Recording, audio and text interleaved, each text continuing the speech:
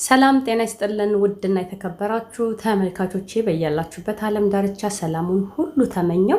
አዲሶች እንኳን ደህና መጣችሁ።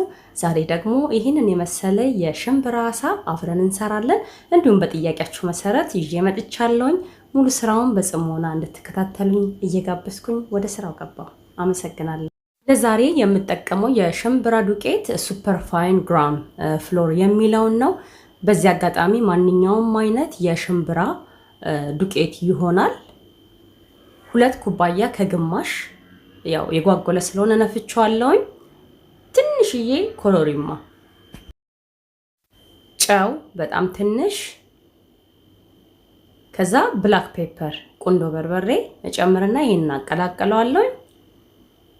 2 ማንኪያ የወይራ ዘይት ኤክስትራ ቨርጂን ኦሊቭ ኦይል 2 ሻይ ማንኪያ። ውሃ ከመጨመሪ በፊት እኔ በእጄ በደንብ አድርጌ አሸዋለሁ። ልክ በሶ እንደምናሸው የለም እንደዛ አድርጌ አሸዋለሁ። ከዚህ በፊት በዚህ መልክ ሞክሬው በጣም ነው የወደድኩት። እንዲሁም ደግሞ ለስራም በጣም ቀላል ስለሆነ ነው።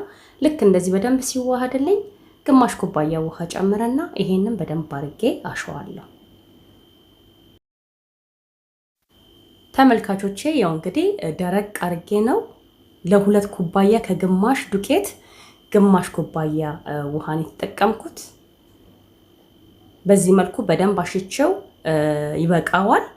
ይሄንን ፎርማ ሲዛውና ከድኜ ቢያንስ ከ10 እስከ 20 ደቂቃ አስቀምጠዋለሁ። ምንም ኩፍም የሚል ነገር የለውም፣ ግን ሊጡ ሪላክስ ያደርግልናል። በምንሰራው ሰዓት እንደፈለግን ይታዘዝልናል። ከ15 ደቂቃ በኋላ በዚህ መልክ ተመልሻለሁ። እንደዚህ አድበልብለን በምንፈልገው ቅርጽ እንሰራለን። እኔ በጣም በብዛት የምሰራው ይሄኛውን ቅርጽ ነው፣ ግን እናንተ በኩኪስ መቁረጫ ቆርጣችሁ መጠቀም ትችላላችሁ። እንዲሁም ደግሞ የምትፈልጉትን አይነት ዲዛይን አውጥታችሁ መስራት ትችላላችሁ። ቀጭን ካረኩት በኋላ በዚህ መልክ ጠቀልለዋለሁ። አነሳ አነሳ አድርጌ ነው የምሰራው። ከዛ ጫፉ ላይ አስይዘዋለሁ እንዳይበተንብን። እኔ ቻናል ላይ ለመጀመሪያ ጊዜ የተገኛችሁ እንኳን ደህና መጣችሁ። ለማታውቁኝ ዘቢብ እባላለሁ። ሰብስክራይብ በማድረግ ቤተሰብ እንድትሆኑኝ ስል በአክብሮት ጋብዛለሁ። እንዲሁም ላይክ በማድረግ ሌሎች ሰዎች ጋርም እንዲደርስ ይረዳኛልና ላይክ እያደረጋችሁ ብታበረታቱኝ መልካም ምኞቴ ነው። አብራችሁኝ ላላችሁ እስካሁን ከጎን የሆናችሁ ገንቢ አስተያየት እየሰጣችሁ ለምታበረታቱኝ ቪዲዮን ሼር እያደረጋችሁ ሌሎች ሰዎች ጋር እንዲደርስ ለምታደርጉልኝ ተመልካቾች እንዲሁም ዩቲዩበር እህት ወንድሞቼ እጅግ በጣም አመሰግናለሁ። እግዚአብሔር ያክብርልኝ። አሁንም አብሮነታችሁ አይለየኝ። ይሄው ጊዜ እንዳልወስድ በዚህ መልክ ሰርቼው ተመልሻለሁኝ። እንዳያችሁት በጣም አላወፈርኩትም፣ መካከለኛ አድርጌ በኩኪስ ዕቃ ደግሞ ለእናንተ ለማሳየት ያህል ቆርጬዋለሁኝ። ይሄንን ኦቨን ውስጥ በ180 ዲግሪ ሴንቲግሬድ ከ15 እስከ 20 ደቂቃ የሚሆን በዚህ መልኩ አብስየዋለሁኝ። ለእናንተ ቪዲዮውን ወጥ አድርጌ ለማሳየት ብዬ እንጂ ሽንኩርቱን እያበሰልኩኝ ነው ሽንብራ አሳውን የሰራሁት እና በጣም ቀላል ነው ለማለት ፈልጌ ነው። እዚህ ጋር እንግዲህ 6-7 ራስ የሚሆን ቀይ ሽንኩርት ካደረኩኝ በኋላ ጨው አድርጌ በመጀመሪያ በደንብ አድርጌ በውሃው አበስለዋለሁ።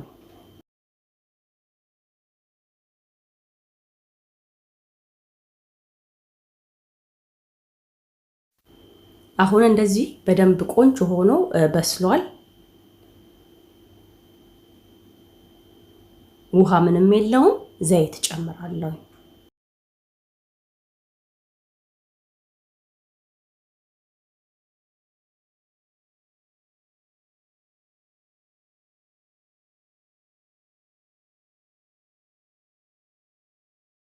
ትንሽ ዘይት ጨምራለሁ ደግሜ። በዘይቱ በደንብ አድርጌ ጠብሰዋለሁ። እዚህ ጋር ደግሞ ፍሬሽ ቲማቲም አለኝ። እንዲህ ከኋላው ሰንጠቅ ሰንጠቅ ካረኩኝ በኋላ የፈላ ውሃ ጨምሬ ወደ ጎን አስቀምጠዋለሁ።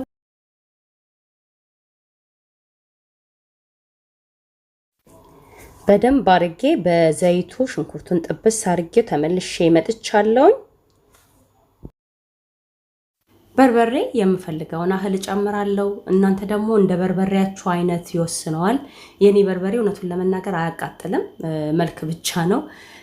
ግን የሚያቃጥል አይነት ነገር ከሆነ ወይ ደግሞ ቶሎ የሚያሰማ ከሆነ እንደ ፍላጎታችሁ መጥናችሁ ተጠቀሙልኝ እላለሁኝ። ይሄን አህል በቂው ነው ብዬ ስላልኩኝ ይሄንን ከድኜ በደንብ አድርጌ ጠብሼው ያው ተመልሻለሁኝ። ቁሌቱ ጥቅልል እስከሚልልኝ ድረስ ነው ማቁላላው። ውሃ አልጨመርኩም። ልክ እንደ ዶሮ አይደል የሚቁላላለት ለሽምብራ አሳ፣ እንደዛ ነው በደንብ ያቁላላሁት። አሁን ይበቃዋል። ኦልሞስት ከ10 ደቂቃ በላይ በደንብ አድርጌ አሽቸዋለሁኝ ውሃ ሳልጨምርበት። አሁን ውሃ ጠብ እያረኩኝ በደንብ አድርጌ አበስለዋለሁ።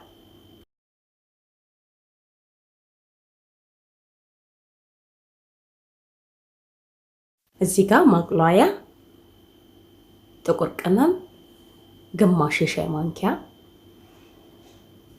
ትንሽዬ ውሃ ጨምራለሁ። ከድኜ አበስለዋለሁ።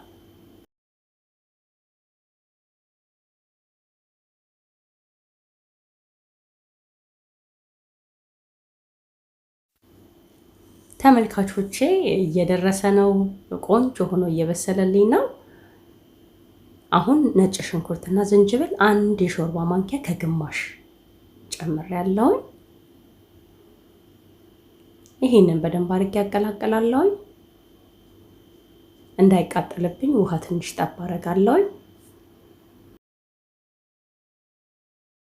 በዚህ አጋጣሚ ተመልካቾቼ እንድሰራላችሁ የምትፈልጉት ነገር ካለ ኮሜንት ላይ ብታስቀምጡልኝ ሰርቼ ለእናንተ ለማቅረብ በጣም ደስተኛ ነኝ። እንዲሁም ሀሳብ አስተያየት ካላችሁ የእናንተ አስተያየት ለኔ ገንቢ ነው። ሀሳባችሁም እንደዛው ብታስቀምጡልኝ መልሴ ፈጣን ይሆናል። እንዲሁም ከማስተካከል ወደ ኋላ አልልም።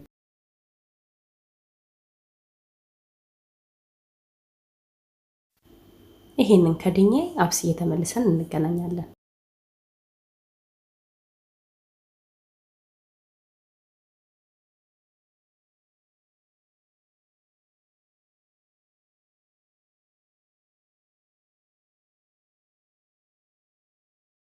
የእጅ መፍጫውን ነው የምንጠቀመው። በቢላም ከትፈን መጠቀም እንችላለን።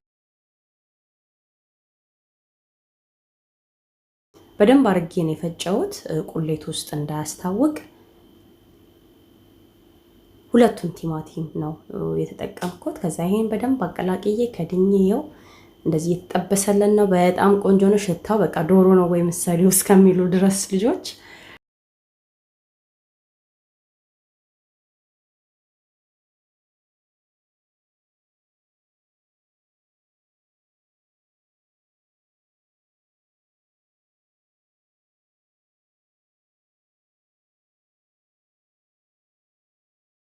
ትንሽ ኮረሪማ ሩብ የሻይ ማንኪያ የሚሆን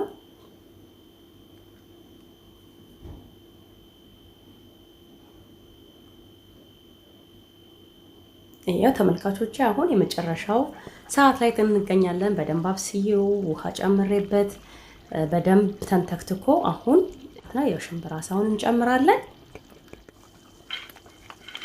ሙሉ ያዘጋጀሁትን የጨመርኩት በደንብ አድርጌ ካቀላቀልኩት በኋላ እዚህ ጋር እሳቱን እቀንሳለሁ። በጣም ዝቅተኛ በሆነ እሳት ቀስ ብሎ እንዲበስል አድርጌዋለሁ። እንዲሁም ደግሞ መከለሻ መጨረሻ ላይ ጨምሬያለሁ። አሁን እንደምታዩት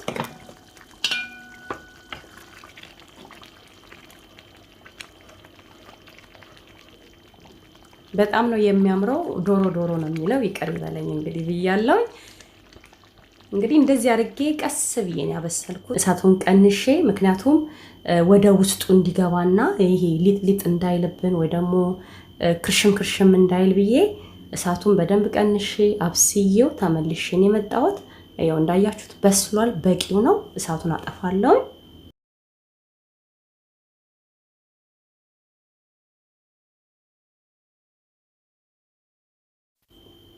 የሽምብራ አሳ በቤቴ አሰራር ይሄንን ይመስል ነበረ።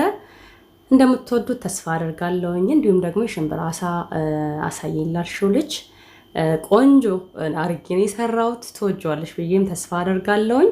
ሌሎቻችሁም እንደዛው ካልሞከራችሁት በዚህ መልኩ ሰርታችሁ ሞክሩት፣ ትወዱታላችሁ። በጣም ነው የሚጣፍጠው። ውስጥ ድረስ ነው የበሰለው። አሳያችኋለሁ መጨረሻ ላይ። ለዛሬ የነበረኝ ስራ ይሄንን ይመስል ነበረ። ስለ አብሮነታችሁ እጅግ በጣም አመሰግናለሁ። ቪዲዮውን ላይክ ማድረጋችሁን አትርሱ። እንዲሁም ሼር በማድረግ ሌሎች ሰዎች ጋር እንዲደርስ ብታደርጉልኝ ደስ ይለኛል። ለዛሬ እዚህ ጋር በቃ ሰላሙን ሁሉ ተመኘው። መልካም ቀን በያላችሁበት። ባይ